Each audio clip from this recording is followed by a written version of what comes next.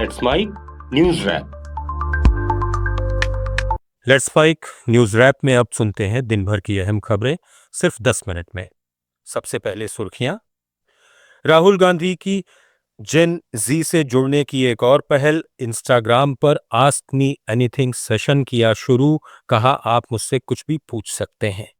PM Modi के विदेश दौरों पर 74.5 करोड़ खर्च, नॉर्वे और इजराइल यात्रा रही सबसे महंगी। और कॉकरोच जनता पार्टी चलाएगी क्या बोलती पब्लिक कैंपेन, गांव शहरों में युवाओं से बात करेंगे दीपके। अब खबरें विस्तार से। लोकसभा में विपक्ष के नेता राहुल गांधी ने युवाओं और जिंजी से सीधे जुड़ने के लिए सोशल मीडिया पर नया अभियान शुरू किया है। राहुल गांधी ने इंस्टाग्राम पर ask me anything session launch किया है। उन्होंने छात्रों और युवाओं को खुलकर सवाल पूछने का न्योता देते हुए कहा कि वे ज्यादा से ज्यादा सवालों के जवाब देने की कोशिश करेंगे। इसकी जानकारी उन्होंने सोशल मीडिया प्लेटफॉर्म एक्स पर भी साझा की। इससे पहले राहुल गांधी ने इलाहाबाद यूनिवर्सिटी के छात्रों के आंदोलन का समर्थन किया। उन्होंने आरोप लगाया कि फीस बढ़ोतरी और सीटों में कटौती का विरोध कर रहे छात्रों की बात सुनने के बजाय उनके खिलाफ एफआईआर दर्ज की जा रही है।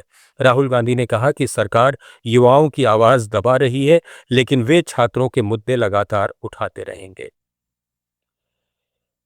कांग्रेस सांसद प्रियंका गांधी वाड्रा ने प्रयागराज में राहुल गांधी के प्रस्तावित छात्रों की गूंज कार्यक्रम की अनुमति रद्द किए जाने पर केंद्र और उत्तर प्रदेश सरकार पर सवाल उठाए हैं। संसद परिसर में मीडिया से बातचीत में उन्होंने कहा कि समझ नहीं आता कि उन्हें किस बात का डर है। ये कार्यक्रम 8 अगस्त को प्रयागराज के केपी ग्राउंड में होना था, लेकिन कायस्थ पाठशाला ट्रस्ट ने इलाहाबाद हाईकोर्ट के पहले के आदेश, छात्रों की पढ़ाई में संभावित व्यवधान और बारिश के कारण खेल मैदान को नुकसान की आशंका का हवाला देते हुए अनुमति रद्द कर दी।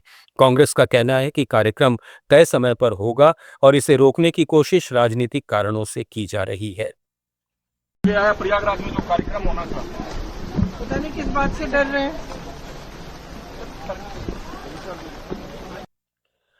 संसद में मानसून सत्र के दौरान राज्यसभा में नेता प्रतिपक्ष मल्लिकार्जुन खड़गे और संसदीय कार्य मंत्री किरेन रिजिजू के बीच जमकर बहस हुई। खड़गे ने कहा कि सदन में कब और क्या बोलना है, ये तय करना उनका अधिकार है। उन्होंने गृह मंत्री अमित शाह से जवाब की मांग दोहराई। वहीं रिजिजू ने आरोप लगाया कि खड़गे नए सांसदों को बोलने का मौका नहीं दे रहे और एक ही मुद्दे पर बार बार चर्चा कर रहे हैं। खड़गे ने मीडिया से बातचीत में कहा कि विपक्ष अंतर्राष्ट्रीय मुद्दों पर नहीं बल्कि छात्रों से जुड़े मामलों पर जवाब चाहता है। सरकार इस मुद्दे पर चुप है और गृह मंत्री सदन में मौजूद नहीं है।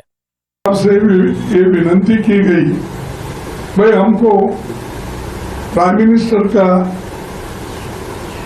माफीनामा और होम मिनिस्टर का स्टेटमेंट, सिर्फ ये दो ही चाहते हैं। उनको सदन में बुलाइए, डायरेक्ट करने लगाइए, डायरेक्शन दीजिए ताकि वो बात पार्लियामेंट में रखे और पार्लियामेंट के थ्रू देश के जनता के सामने ये चीजें चली जाए।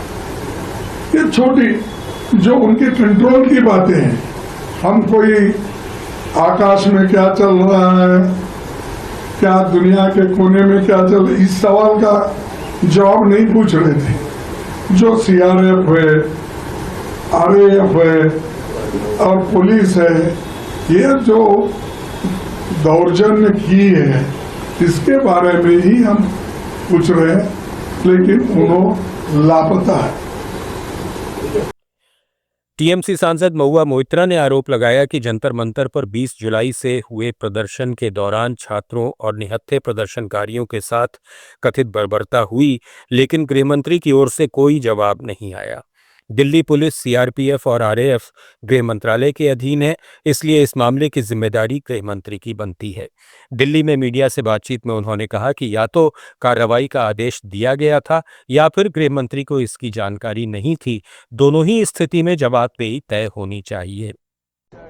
Yes, because as you can see, it's got a very flattering photo of our Honourable Home Minister, who's been missing in action since the 20th of July, since the brutalities happened on our students and our unarmed protesters in Jantar Mantar. All we have been asking, and all the people of India have been asking, is that the Honourable Home Minister, the Delhi Police reports to him, the CRPF RAF also reports to him. So the question is very simple. Either the Home Minister ordered the violence on the protesters or he is unaware of the violence. In both cases, he is responsible. If he ordered it, he is responsible. If he didn't know about it, then he is incompetent. So we are asking is that the Honorable Home Minister should come to the Parliament of India and answer us or put a statement out. Since the 20th of July, this Lok Sabha ने बिना बहस के taxation and other laws amendment bill pass कर दिया है। इस bill के जरिए payment and settlement system act 2007 में बदलाव का प्रस्ताव है, जिससे यूपीआई पेमेंट पर मर्चेंट डिस्काउंट रेट लागू होने का रास्ता खुल सकता है। हालांकि 2000 से ज्यादा के यूपीआई पेमेंट पर चार्ज को लेकर सोशल मीडिया पर चल रही चर्चाओं के बीच आरबीआई ने साफ किया है कि अभी कोई अंतिम फैसला नहीं हुआ है और आम यूजर्स को चिंता करने की जरूरत नहीं है। बिल में फाइनेंस एक्ट 2026 और इनकम टैक्स एक्ट 2025 में संशोधन के साथ विदेशी निवेशकों को टैक्स राहत देने वाले अध्यादेश को खत्म करने का प्रस्ताव भी शामिल है। साल 2026 में प्रधानमंत्री नरेंद्र मोदी के विदेश दौरों का खर्च सामने आया है। फरवरी से जुलाई तक पीएम मोदी ने 13 देशों की यात्रा की, जिन पर 74 करोड़ 50 लाख रुपए खर्च हुए। सबसे ज्यादा खर्च नॉर्वे दौरे पर हुआ, जहां 17 करोड़ 46 लाख रुपए खर्च किए गए। इसके बाद इजराइल यात्रा पर 11 करोड़ 92 लाख रुपए और सेशल्स दौरे पर 8 करोड़ 22 लाख रुपए खर्च हुए। सरकारी आंकड़ों के मुताबिक कुछ देशों के खर्च अभी अंतिम नहीं है, क्योंकि होटल, यात्रा और सुरक्षा से जुड़े कई बिलों का निपटारा बाकी है। फ्रांस यात्रा का खर्च भी अभी शामिल नहीं किया गया है। इन सभी देशों ने पीएम मोदी को अपने देश के सर्वोच्च नागरिक सम्मान से नवाजा है। झारखंड में जेपीएससी समेत अन्य भर्ती परीक्षाओं में कथित गड़बड़ी को लेकर छात्रों का आंदोलन लगातार तेज है। रांची के जयपाल सिंह मुंडा स्टेडियम में 13वें दिन भी धरना जारी है, जबकि 6 छात्र अनशन पर हैं। छात्रों ने सरकार से बातचीत के लिए हामी भरी है, लेकिन शर्त रखी है कि मुख्यमंत्री हेमंत सोरेन खुद बातचीत करें और बैठक में कम से कम 2 मीडिया प्रतिनिधि मौजूद रहें। छात्र भर्ती घोटाले की सीबीआई और ईडी से जांच की मांग कर रहे हैं। इस बीच सीआईडी ने मामले में 5 और आरोपियों को गिरफ्तार किया है, जिसके बाद अब तक कुल 19 गिरफ्तारियां हो चुकी हैं। विवाद 14वीं जेपीएससी प्रारंभिक परीक्षा के रिजल्ट के बाद शुरू हुआ था, जिसके चलते आयोग को मेंस परीक्षा भी रद्द करनी पड़ी। कॉकरोच जनता पार्टी के संस्थापक अभिजीत दीपके ने कहा है कि सितंबर से बेरोजगारी और युवाओं के मुद्दों को लेकर देश भर में अभियान शुरू किया जाएगा। उन्होंने युवाओं से आंदोलन से जुड़ने की अपील की। जंतर मंतर आंदोलन में छात्रों के साथ बेरोजगार युवा भी शामिल हुए थे और बेरोजगारी को राष्ट्रीय मुद्दा बनाया जाएगा। वहीं सीजेपी की कोर कमेटी बैठक के दौरान 2 युवाओं ने दीपके के घर के बाहर प्रदर्शन किया। उनका आरोप है कि उन्हें बैठक में शामिल नहीं किया गया और सुझाव रखने का मौका नहीं मिला। इनमें से एक युवक ने अनशन शुरू कर दिया। झांसी कानपुर राष्ट्रीय राजमार्ग पर पूंछ थाना क्षेत्र के पास हुए भीषण सड़क हादसे में पूर्व सांसद अतीक अहमद के सबसे छोटे बेटे अबान अहमद की मौत हो गई। हादसे में उनके एक साथी की भी जान चली गई, जबकि 3 युवक गंभीर रूप से घायल हो गए। शुरुआती जानकारी के मुताबिक अबान झांसी जेल में बंद अपने भाई अली अहमद से मुलाकात कर लौट रहे थे, तभी उनकी कार दुर्घटनाग्रस्त हो गई। तहलका के पूर्व एडिटर इन चीफ तरुण तेजपाल को 2013 के रेप मामले में बॉम्बे हाईकोर्ट की गोवा बेंच ने दोषी करार देते हुए 10 साल की सख्त कैद की सजा सुनाई है। कोर्ट ने उन पर 5 लाख रुपए का जुर्माना भी लगाया और 2 हफ्ते में सरेंडर करने का आदेश दिया। हाईकोर्ट ने 2021 में ट्रायल कोर्ट के बरी करने वाले फैसले को पलट दिया। अदालत ने तेजपाल के खिलाफ पीड़िता की गवाही और माफीनामे वाले ईमेल को अहम सबूत माना।